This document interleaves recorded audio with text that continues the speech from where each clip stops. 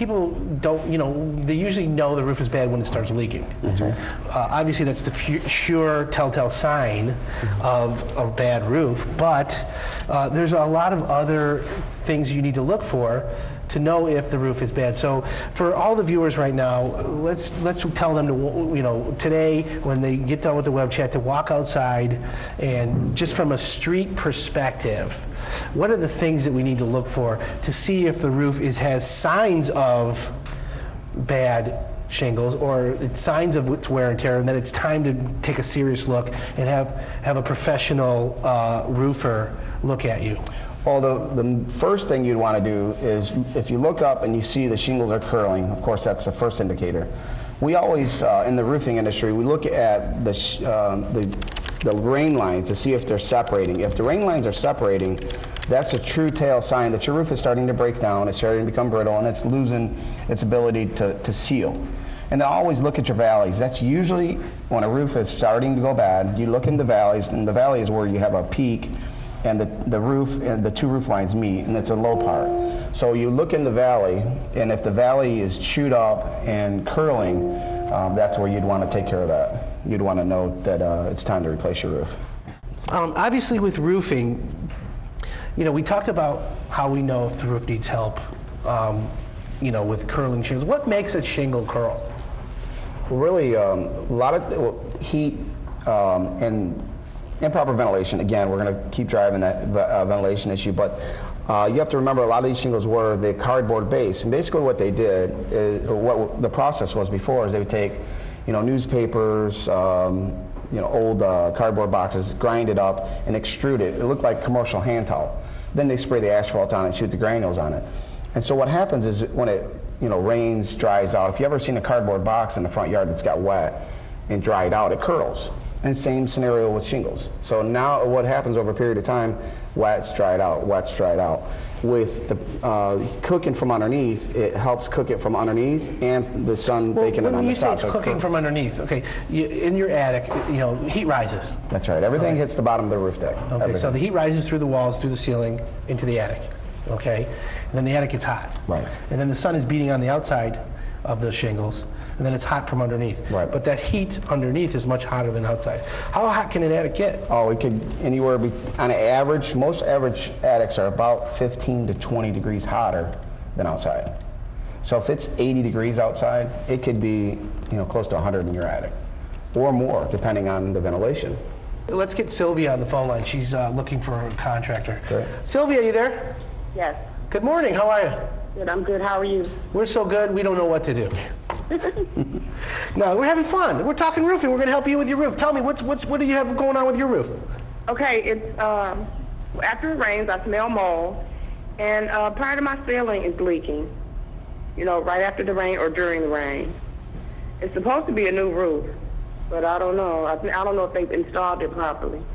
Well, obviously, it looks like it could be a problem. Without seeing it, we got to take a look at it. But based on her problem, Sylvia, did you have a certified roofing installer install your roof? Well, no, I don't know because it was here when I moved in. Oh, okay.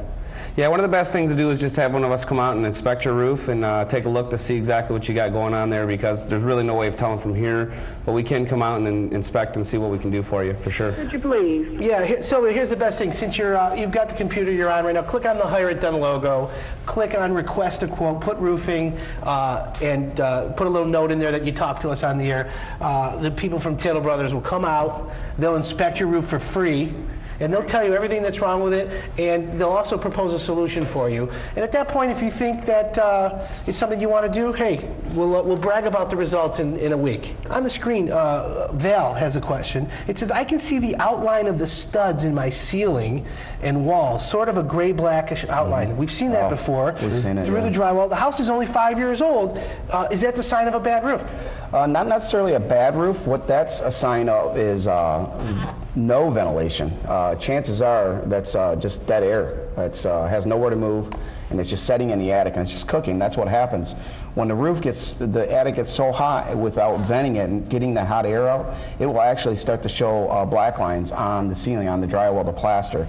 Very common to see and basically in older houses, so I'm surprised it's on a new house, but yes, that's probably very much no ventilation.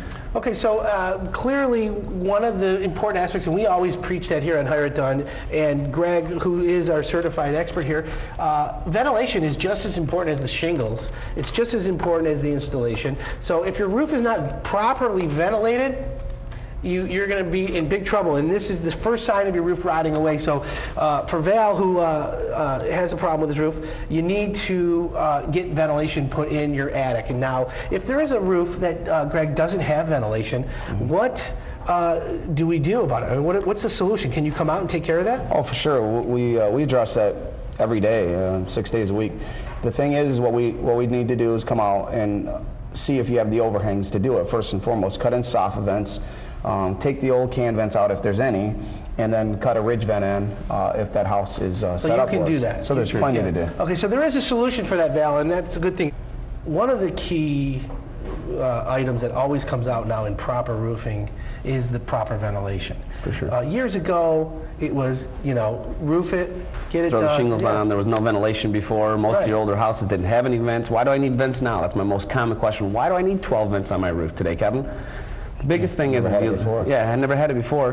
The biggest thing is these roofs have to breathe. They're made with fiberglass. They're basically like a blanket wrapping the house now. We're, like Greg said earlier, we're putting the insulated windows, we're putting the insulated doors, we're putting all the insulation in the walls, insulation in the attics. We're wrapping our houses, making them sealed. What we have to do is we have to allow any of that heat that has exhausted out escape through your roof vents, allowing this house to breathe. Anything that has gone past your insulation, you'll never recoup it. So you might as well let it vent out and be out. Otherwise, it will burn your shingles from the bottom side, which will cause fatiguing on the shingles from the top and the bottom. Okay. And that's the thing. Let's go to the web chat for a second. D. Bailey has a question. The vents on the side of my home, should they be covered by siding? Now, let's assume for a second they're talking about gable end vents. Right. Okay. When you're doing roofing, we talk about ventilation on the top with can vents and ridge vents. Right. Okay. So in this situation, the siding question, Kevin, what are your thoughts? Well, it depends. Do you have the proper intake vent from the soffits, being the gutter line area? In order for the gable vents to be plugged off, you should definitely have some intake air in there from the soffit vents to draw to the ridge. When you're doing a roofing system, basically what you really want to make sure is that the air is coming from the bottom all the way exhausting up to the top. A lot of times contractors, what they'll do with the gable vents is they'll leave them open when they do a new roof. They'll put the soffit vents in and they'll put the ridge vent in or the can vents on the top, and they don't plug that off. It should be plugged off if you have open soffit vents to allow the air to draw in. We've got Dwayne has a roofing question. Dwayne, you there? Yes, I am. Hey man, thanks for calling in. What's going on at your house? I got a question. Me and my wife, we just moved into our home about a couple years ago. And we noticed we don't have no vents on our garage or on our house. And we wanted to know if, are we supposed to have them up there? Good question, Dwayne. Good question. How old is your home? Hold on, well, how old is the home? 89. Now, what we found some paper saying we have ridge vents. Okay, that's at the very peak of your roof. It's called a ridge vent. Your house should have a ridge vent. If you don't have soffit vents, so that's not going to work. Do you guys have solutions for him to take a look at it? Sure. I mean, first of all, if there's ridge vent, that's a good thing as long as it's feeding the proper intake. So what we need to do is, the ridge vent's good, but again, we need to make sure we're drawing air. So we need to come out, take a look at it, and if it's soffit vents, we can cut in soffit vents. It's very simple to do. And then make sure the insulation is not blocking the soffits. You may have soffit vents there, and if they're blocked, it's not allowing any air to come in. So it's very important to check that out. Dwayne, here's the best thing. Give Tittle Brothers a call. They'll come out, they'll inspect your roof, they'll tell you exactly what they see, if there's any potential problems, or if you're good to go. And it costs you nothing. Right. Obviously, if there's problems, they're going to tell you. But, again, they're professional, certified by the manufacturer. This is what's important. So that's what we'll do for you. And thanks for calling today, Dwayne. We appreciate it. Let's go to Kirby. He has a question. It says, what's the best way to keep ice dams from forming in the winter? I have some damage from the past winter and want to avoid more. Now, ice damming is the process, folks, of where the heat escapes your attic, okay? You've got snow on your attic. The heat then goes through the attic, starts to melt the snow. The snow then goes down to the edge of your house, and then it goes past the heated space. And what happens after it goes past that? When it freezes.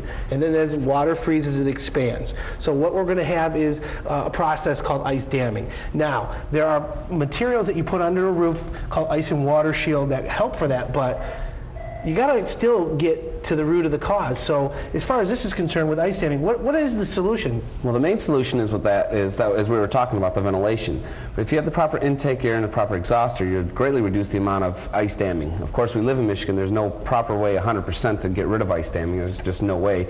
But the fact of it is that if you have the proper soffit air, what we're really trying to do when we're doing our roofing situations we're trying to do the cool roof theory. And basically what that means, you want to maintain the same attic temperature outside as it is inside your home. The cool roof theory. Is there a hot roof theory? There is. Sure. Yep. There is. The hot roof theory is pack your insulation as tight as you can up to the rafters. No ventilation in your roof. Spray it with, I've even seen some customers do the foam spray in the actual rafter trusses, and no roofing vents at all. And so does it work? I mean, it does. But if I could just touch base real quickly on what Kevin was talking about. Not only is it intake exhaust, but most importantly, is the insulation. We want to make sure here in Michigan we need an R49 is what's recommended. So we want to make sure that the attic is keeping the heat inside the house, and then we're drawing the cool air in the winter and keeping that attic as cold inside the attic as it is outside. That's the idea. But yeah, keeping the heat inside the house. So very important to make sure the insulation is up to par as well. Okay, well, you know what, and that's a good point for all the viewers in the web chat to know that, again, it comes back to exactly what we talked about earlier, is ventilation of your roof, okay? On the soffit and in the ridge. As the air goes up the soffit and into the ridge, it keeps the cool air or hot air in your house during the winter and summers, but then it also protects your roof, and that's why you have ice damming, you have problems like that. What can we do for you this morning? I have a question. I had my roof totally, hate to use this word redone, but it was redone like 2 years ago. And the guy was, I don't know, he wasn't the best, and now, like maybe 3 months later, I developed a leak around my chimney, and water leaks into my my bedroom as a result. My question is, do I have to replace the whole roof again, do you think, or is there a patch for the flange area, or what do you think? More likely, Wendell, you're going to have a counter flashing issue. And basically with counter flashing, there's two different types of flashing. You have your step flashing that goes over underneath your shingles that goes up the chimney, and then there's a counter flashing that goes over top of that to keep it sealed in, that wraps around the chimney to seal it all in. So more likely, you should be able to fix that issue with the counter flashing. Of course, I haven't seen the problem, but more likely you could just do a simple flashing issue. So, but here's the key, though. You have a warranty with that. Right. So you got to call that contractor back and get him out there. Is this guy returning your calls? Actually, no, he's not. And I don't know that I actually want him to. I don't want him to touch my roof again because, I mean, I don't trust him. To have all that work done, and then we had a rain, a summer rain, and I started hearing drip drop on my plaster.